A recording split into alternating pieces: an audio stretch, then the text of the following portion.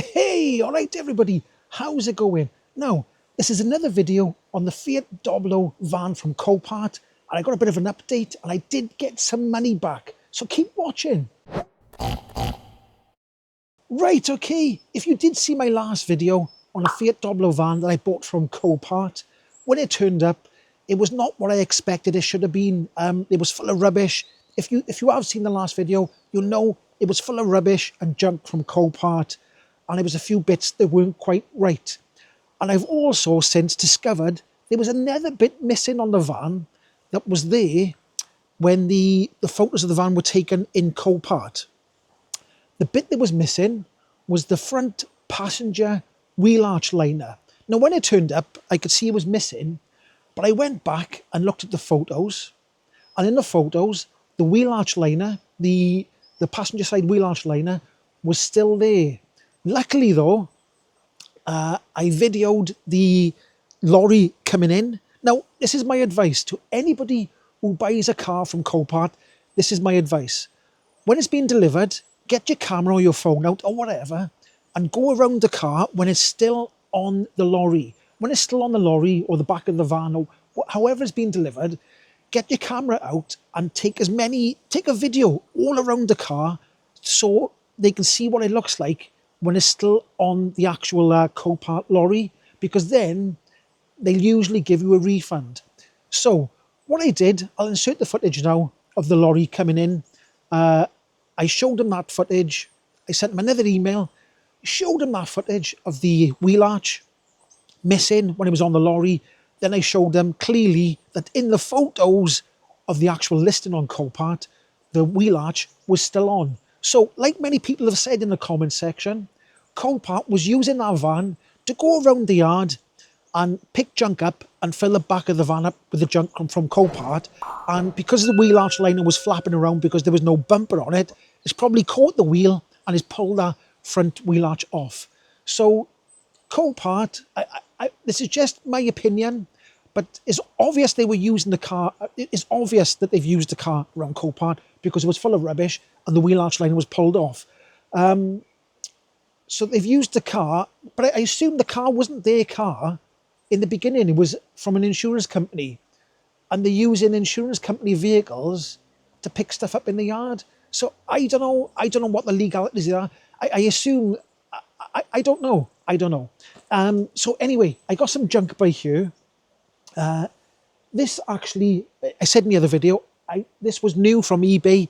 I didn't need that. I thought I'd need the slam panel because all the front end was off, but I didn't need that. There's the bonnet, the original bonnet, and I'll show you now. Let me get the other camera. I'll show you this, and we'll go and look at the van now because I've cleaned it up and it's looking a lot better. Right, okay, just to show you the minimal damage that was on the bonnet is this bit here. The van had very light damage, but let's go and have a quick look at the van. We'll go past here. Let's squeeze past this car. This side, is it? Oh, they've parked a bit tight by here. Let's get around here. Let's go around here. Right, there's the van now, looking a bit better. The wheels are muddy because it's on my front garden.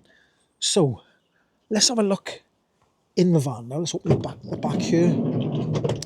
Now, I don't know if you remember, if you go and look at the last video, everything was covered in mud. I've vaxed this seat here. I've vaxed that seat over there. This one hasn't been vaxed. It's just been vacuumed. This has had a wet vax. That's had a wet vax. I've cleaned all the panels down. All the panels are cleaned. I've wiped the back of these seats off. Now, some of the plastics need a second wipe, but they're looking pretty good. So I'll go for a second wash on them plastics. If we look in here, like so, all this door was covered in mud. Looking nice now, nice and tidy. I've cleaned that off. I haven't cleaned the windows yet. I haven't got around to that because I've been cleaning mud off like mad. So that's all clean and tidy. In here, that seat doesn't look too bad, does it? That's been wet vaxed. That's been wet vaxed over there. All this was covered in mud. If you see my other videos, everything was covered in mud. What else have I done in the van? Let's go and look at the back. Let's go and look at the back.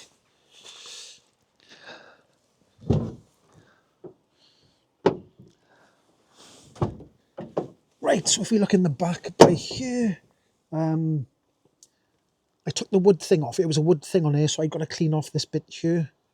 But I've cleaned this off. This needs a second wipe. It's going to be covered in scratches because it's a van. That back of there needs a little bit more of a wipe. This bit here has had one wipe over. It needs a second wipe. I think I'm going to have to use one of them magic eraser sponges to get all, it's like in the grain of the plastic, if you know what I mean. There was a big wooden box in here covered in mud. I've taken that out. I'm going to put some ply lining in there and a bit of carpet with some thinner ply line, because the ply line in there was like super thick, heavy stuff. Wheel arch liner. So I've had to buy another wheel arch liner. I think that was about £30, but I have had a refund from Copart. So it's all looking nice, and it's looking much cleaner in here. This was all covered in mud. But like I said, I've got to go over that a little bit more. Now, I will be doing a video. I bought a leather steering wheel for this car here. I did say that in the last video because this is terrible. I don't fancy putting my hands on this all the time. It's a bit manky. These like rubbery plastic steering wheels always go funny. They always go funny. They never last.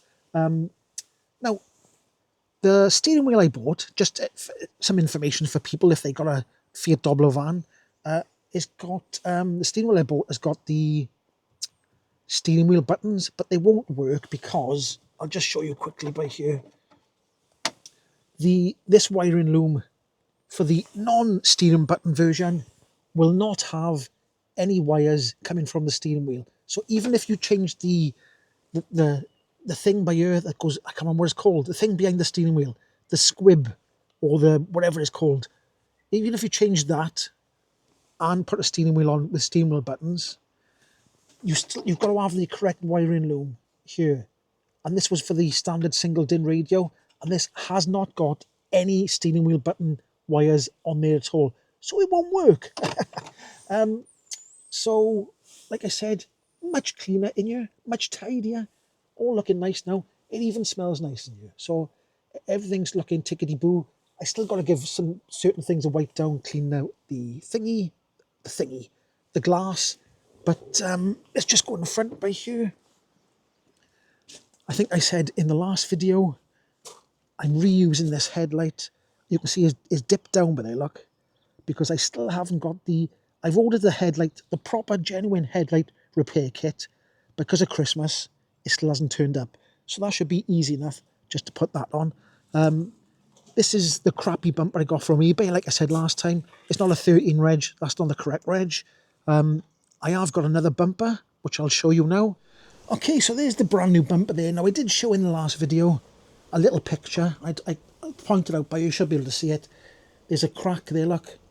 That's what happened. Now, I messaged the eBay seller, and they said either I can have some money off this bumper and you repair it, or we'll send you a brand new one. And I said, send me a brand new one, because I can't be bothered to plastic weld that and sand it down. You know what I mean. So he sent me a new one. They said they're not back in work until the 3rd of January. So he'll probably message me tomorrow saying when the details of when they're sending a brand new bumper out. And this brand new bumper here, believe it or not, brand new bumper, and it looks really, really good quality, except for the crack. I think it only cost about £78 for a brand new bumper, which is cheap as chips. Right, okay then, so that was a quick update on how the van has progressed.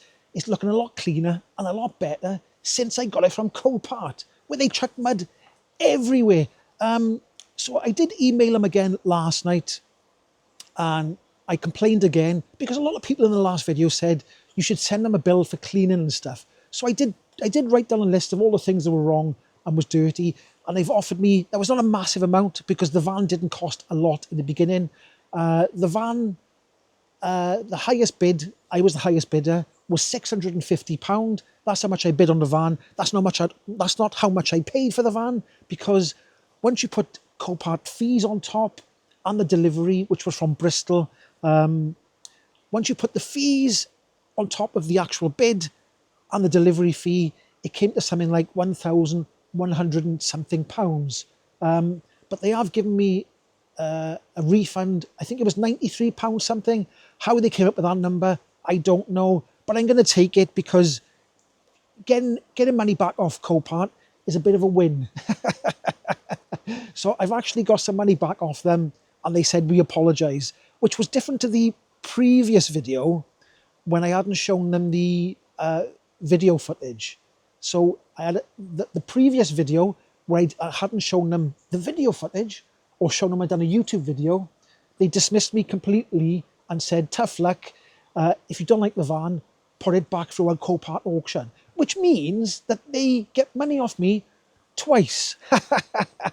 So I thought I was really rude by saying, if you don't like the van, tough luck, put it back through the auction, which means they get paid twice. That's absurd, isn't it? So they've apologised to me, they have apologised, and they have sent me a little bit of a refund.